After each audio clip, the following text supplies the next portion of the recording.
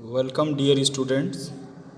My name is D.N. Sukla from LPM Public School.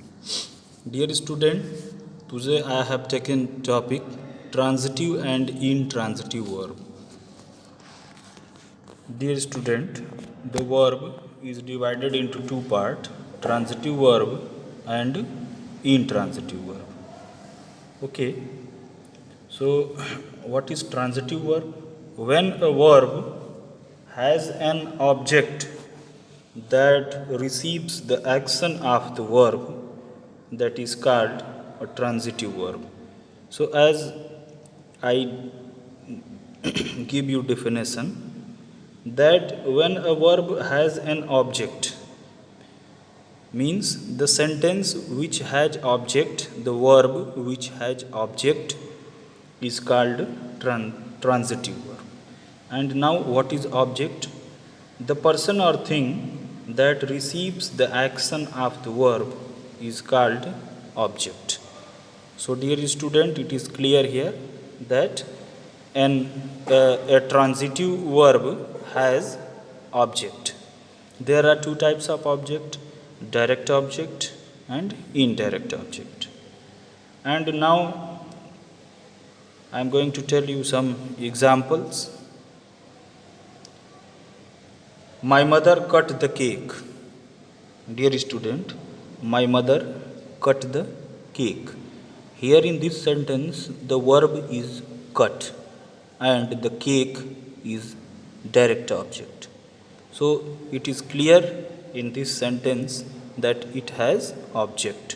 So the verb cut is transitive verb. Okay, and now listen about intransitive verb. When a verb that has no object, mean the sentence that is without object, then such type of verbs are called intransitive verbs. For example, the child wept loudly. So here the verb wept is used, but there is no object in this sentence. So such type of sentences, such type of verbs which has no object, then that verb is called intransitive verb. So here some points are given that how can you identify an intransitive verb. Dear student, an intransitive verb is the opposite of a transitive verb. Means a transitive verb has object and intransitive verb has no object. It does not require an object to act upon. They jumped, the dog ran, she sang, a light was shining. So you can see in these examples that they are without object. So the noun, the verb jumped, ran, sang, shining, they are called intransitive verb. Okay, and as I told you that there are two types of object: direct object and indirect object. So now listen very carefully, what is direct object? A noun or pronoun that directly receives the action denoted by the verb is called direct object, and a noun or pronoun that receives the direct object or is affected by it is called the indirect object. So this is the definition of direct object and indirect object. And now so here, as we are talking about how to identify the transitive verb, so some more examples are given here: run, sing.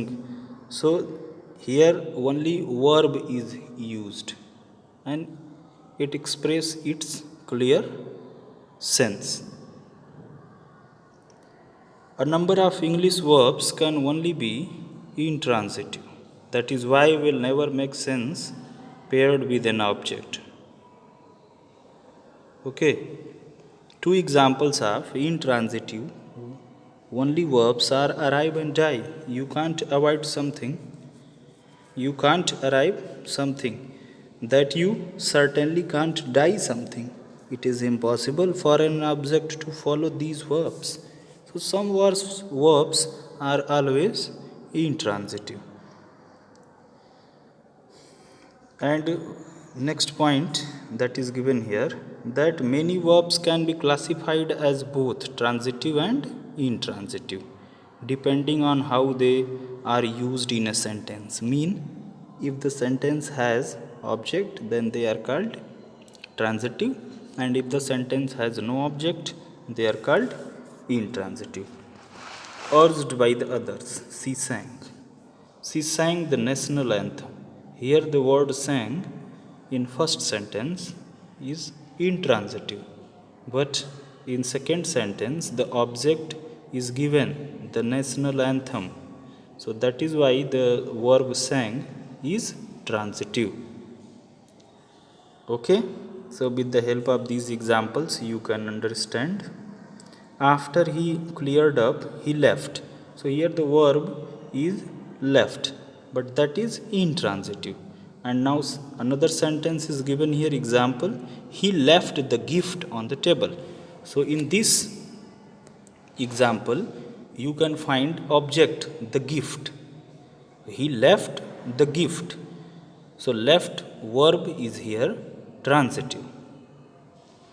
To decide whether the verb is being used transitive or intransitive, all you need to do is determine whether the verb has an object. Does she sing something? Does he leave something? The verb is only transitive when the answer is yes. So it is clear that if a verb has object, that is called transitive verb, and if the verb has no object, then such type of verbs are called intransitive verb. I hope it is clear to you. And now some more information I want to give you related to transitive and intransitive. Dear student, do remember that most verb can be used both transitively as well as intransitively. As I told you, that this is depend on their object. If the object has been used, then they are called transitive, otherwise they are called intransitive. Okay, sometimes the subject and the object refer to the same person or thing. Okay, we then say that the verb has been used reflexively. The girl cut herself. In such sentence, the object is sometimes omitted. The tire burst.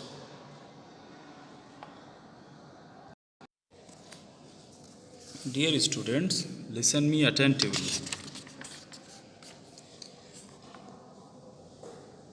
Now next point on which we are going to talk, that is phrasal verbs and intransitively. Phrasal verbs can also be classified as transitive or intransitive. For example, Candy has decided to give up sweets while she diets. I hope Candy doesn't give up. So now try to understand. Give up is just one of many phrasal verbs that can be transitive or intransitive. Whether give up has an object or will alter the meaning it conveys. The first sense of give up means to forgot something, whereas the second sense means to stop trying. And one more example is given. If we refuse to learn about transitively, the grammar police will blow up our building. When the grammar police confronted her about her verbs, she blew up. So the first sense of to blow up means to explode, whereas the second sense means to express raise. So dear student, transitive or Intransitive is just one of the many classification a verb can have. Perhaps you will be inspired to read about more about the fascinating qualities of verbs. So it is clear here that the verb transitive or intransitive is depend on the object of the sentence. Now I am going to tell you some examples. The teacher gave me a book. So, dear student, here the sentence gave is transitive or not, on which we are going to talk. If you ask the question with what to verb, and if you get answer, then that verb is transitive. The teacher gave me a book. So what gave? You will get answer a book. That is why the sentence the teacher gave me a book, in which verb gave is transitive verb. In this sequence, many examples are given here that will help you to understand. The children sang a lovely song. Dear student, here the verb sang has object, and the object is a lovely song. So that is why we can say the verb sang is transitive verb. The bird sings sweetly. If you check this third sentence, you will get that this sentence, the bird sings sweetly, has no object. Okay, so that is why the verb sang is intransitive. And now some more exercises are given here that will help you to understand deeply and clearly related to transitive and intransitive verb. The men declared a truce. So here if you ask question what declared, then you will get answer a truce. That is why the verb declared in the fourth sentence is transitive verb. Now fifth sentence, we waited for an hour. Dear student, in fifth sentence the verb is waited, but it has no object.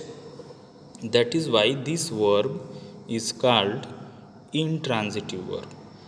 The boy narrated a tale. So the verb in sixth sentence is narrated.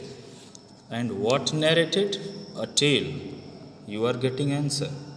So that is why narrated verb is transitive verb. He fell asleep.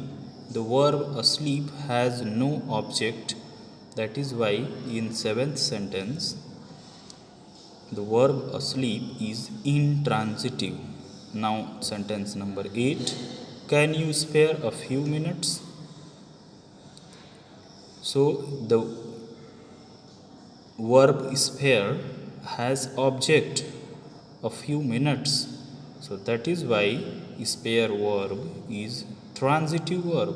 He spoke rudely.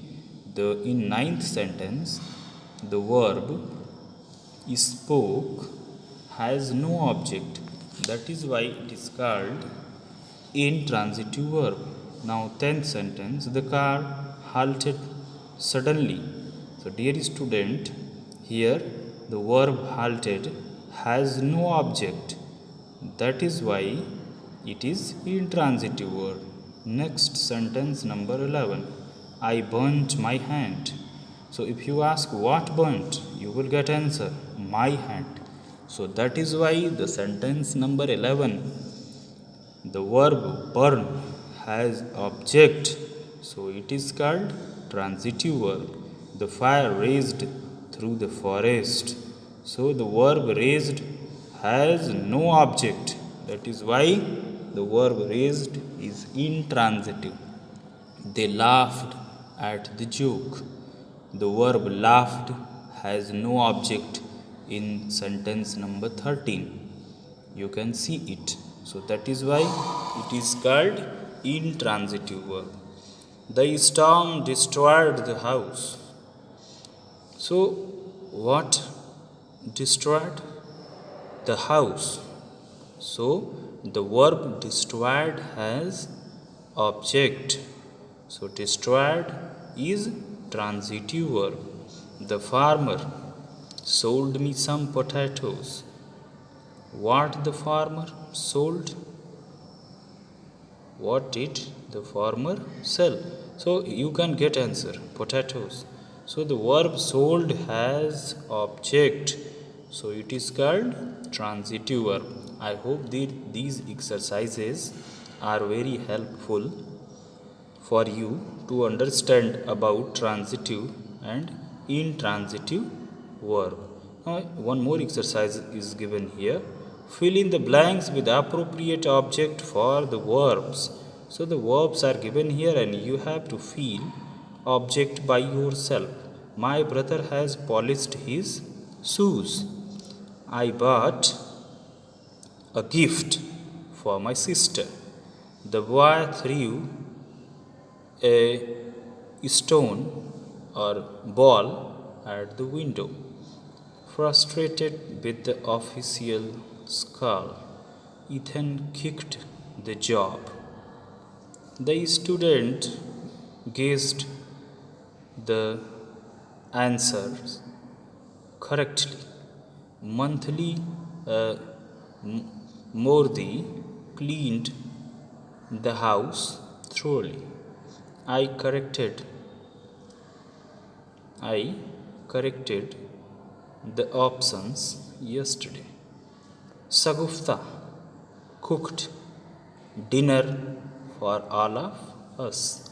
Please take off your shoes before entering the house. Mother helped me. Sentence number 11. He locked up all the doors before leaving. They pushed the bag down the stair. She made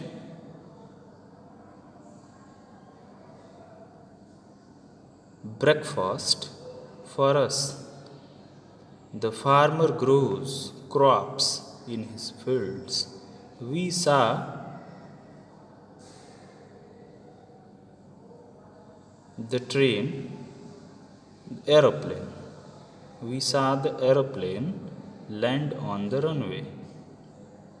Now one more topic is here. We should talk on that. Verbs of complete prediction. We know that transitive verbs do not require, intransitive verbs do not require objects. So these are some examples here. The child cries, the students eat, tigers roar. So these verbs have no object. The highlighted verbs in these sentences do not require any word to make complete sense. Dear student, an intransitive verb that makes complete sense on its own is called a verb of complete prediction. Try to understand it. If any transitive verb is given and that makes complete sense of its own, it is not depend on any other word like object to clear its sense. So such type of verbs are called complete prediction. Sometimes an intransitive verb requires another word or words to make complete sense and to complete the predicate. An intransitive verb that requires a word or phrase to complete its meaning is called a verb of incomplete prediction. The word or words required to make the sense complete is called the complement of the verb. The boy appears sad. She is talented. She seems happy. The child continued laughing. So in these exercises, in these examples, sad, talented, happy, laughing, they all are incomplete prediction as well as they are called complement of the verb. Dear student, we know that transitive verb have objects. Sometimes just an object is not good enough. Sometimes more is required to complete the predicate. The members elected Swami captain. So I hope you understand very well about transitive and intransitive verb, and thank you very much for watching this video.